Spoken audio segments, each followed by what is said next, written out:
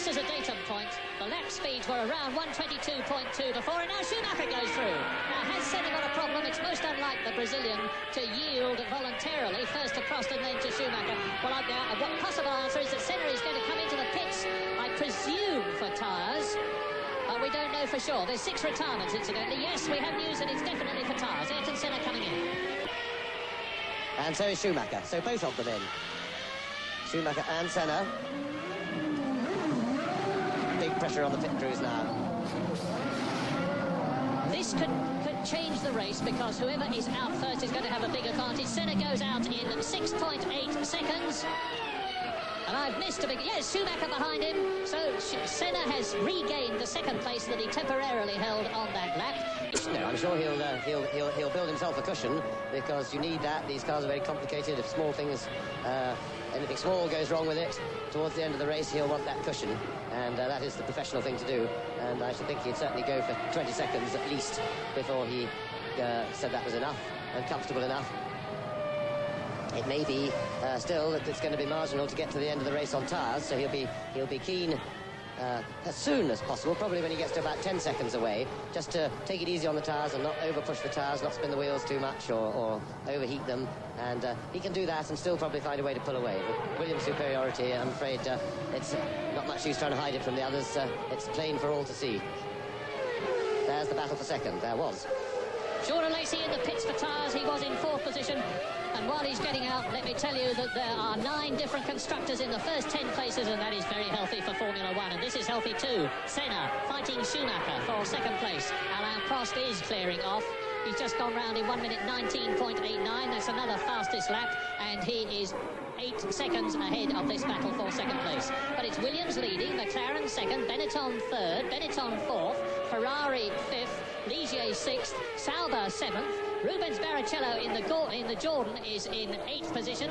9th is Fittipaldi in the Minardi. 10th is Johnny Herbert in the Lotus. That's how different it is on the Grand Prix in South Africa, the first of the year. But Ayrton Senna would appear now to be settling for 2nd position, over 10.5 seconds behind Alain Prost. And the question is, can the charging young German Michael Schumacher, who carries the number 5 this year, get ahead of the Brazilian? And a word about Kyalami, because this is not the old Kyalami. It's a completely new circuit which was used for the first time in 1991. After the expenditure of a great deal of money, which has produced a magnificent track with superb facilities in the form of pits, garages, grandstands, all the things you want. They've been leaking and they haven't been able to get the hydraulic pressure that they need for it to work properly. But that's the one they're going to concentrate on developing, and they feel they've done some useful test mileage at least. We're with... during the winter, he's facing a disciplinary body of the World Council on the 18th of this month, and it's not inconceivable that he will be suspended. If he was suspended, in my opinion, it would be a tragic reflection on Formula 1, especially now that Senna is back, because we need the racing of the kind that Senna and Prost have been giving us this afternoon. Senna is dropped back, admittedly, but remember that this McLaren is only in its initial stages. There is an enormous amount of development potential there, particularly with the electronics, and if McLaren got the slightly more powerful engine from Ford that Schumacher behind Senetton has got, they could be up with the Williams team, and it would be a great pity if Prost wasn't driving. The runners are being depleted, but the top 3 are pressing on, and particularly the 2nd and 3rd, and you're looking at them now. Ayrton Senna and Michael Schumacher. There are 4 Germans standing in front of me with enormous German flags who are nearly going berserk every time Michael Schumacher passes in their efforts to attract his attention by waving the German flag at him. I just hope for his sake that they don't attract his attention, because the corner after the start and finish straight is a very quick one indeed. And here he is, Michael Schumacher in the blue and white helmet and in the yellow and green Benetton Ford, still pushing. And Ayrton Senna, of course, looking for World Championship points. We don't know whether he is going to be racing in Grand Prix after this one. It depends on all sorts of negotiations, not entirely disassociated with money, I might say. But assuming that he is, he wants every World Championship point that he can get. 3 times World Champion already. He would get 6 points for the second position that he's holding now. And Alain Prost would get 10 points for the position he's holding now. But we are now on the half-distance lap with 9 retirements out of the 26 starters, with Prost constantly increasing his lead, and he's just put up another fastest lap, 1 minute 19.729.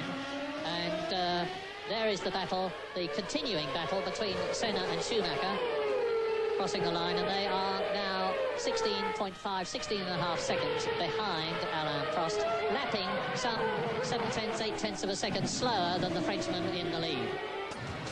There was a remote chance of rain, which I hope doesn't hit the circuit, but if it does, it's certainly going to spice things up, because everybody would have to come in and put on a set of wet Goodyears that have this asymmetrical tread pattern, which makes it a pretty exciting tyre to look at, as this is exciting too. No change, and Schumacher is pushing. If you're in that position, James, and you've got dirty air billowing about in front of you, and a very difficult course to pass on, what has to be your plan? Well, it's extremely tiring and stressful to drive right up to somebody's exhaust. And for this reason, one tends to make one's attacks in sort of bursts. But Schumacher is young and strong, and he seems to be consistently trying to parry Senna. Of course, he's buoyed by the fact that he feels he's got a chance of forcing a mistake and getting through, and he's looked like he might get through a couple of times. Fittipaldi is in 6th position. Johnny Herbert. Schumacher out. That's Michael Schumacher out of the race. Well, he's spun. It looks as if he stalled the engine. The up steering wheel off, so end of the day's work for Michael Schumacher. Yes, because if you're pushed... Hello, here, this is what happened. Schumacher trying to take Ayrton Senna. Now, let's see if the Brazilian moved across. Indeed, he did. There's going to be a big argument about this. This, if you look at it, is reminiscent of the Senna and Prost coming together at the opening of the Japanese Grand Prix. And did they touch? Here's a replay. Yes, they did. Well, it is... I always hate to apportion blame, because only the people in the cockpit knew what happened. But from your point of view, James, would you say that there was any blame to either driver? Well, I think Schumacher could be justified in feeling that he'd got enough inside Senna, maybe to have made Senna make room. But the problem is, you know who you're dealing with, and it was pretty predictable that Ayrton Senna would stick to his line and just...